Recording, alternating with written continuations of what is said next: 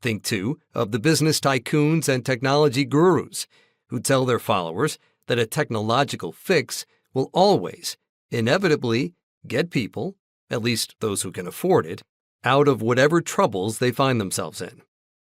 My point is not to deny God or trash technology.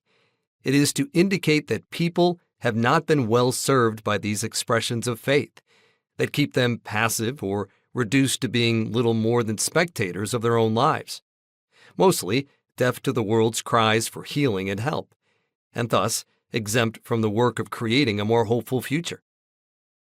Assurances of hope can be seductive. I regularly sense their power when I am in conversation with people about some of the most weighty and challenging issues of our time.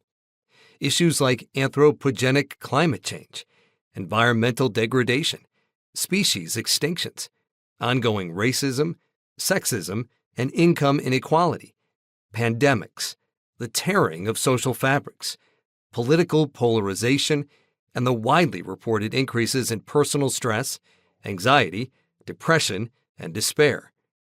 It is not hard to become paralyzed by sorrow and fear when faced with these many forms of eco-socio-system collapse. This may be why such conversations eventually make their way to the question, what gives you hope? A compelling answer will, presumably, help us all feel better. I am no longer sure that what gives you hope is the right question to be asking.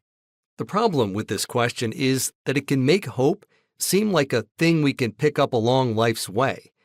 Some people have it, some people don't.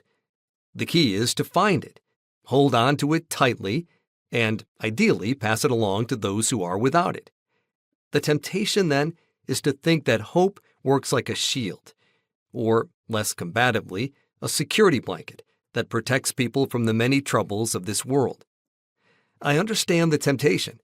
I, too, want assurances that everything, somehow, no matter what, is going to be all right. My concern with this framing, however, is that it casts hope as something that people acquire, like a vaccine that renders people immune to this world's suffering. But what if hope isn't really, or at least not fundamentally, a thing to possess? What if hope is, instead, a loving way of being that is animated by an affirmation of the goodness of this life, a practiced way of life rooted in the conviction that this life is worth cherishing, defending, and celebrating? How does our thinking and living change when hope is characterized more as a verb and less as a noun? Let's shift the question, then, from what gives you hope to what do you love? And how does this love change what you hope for?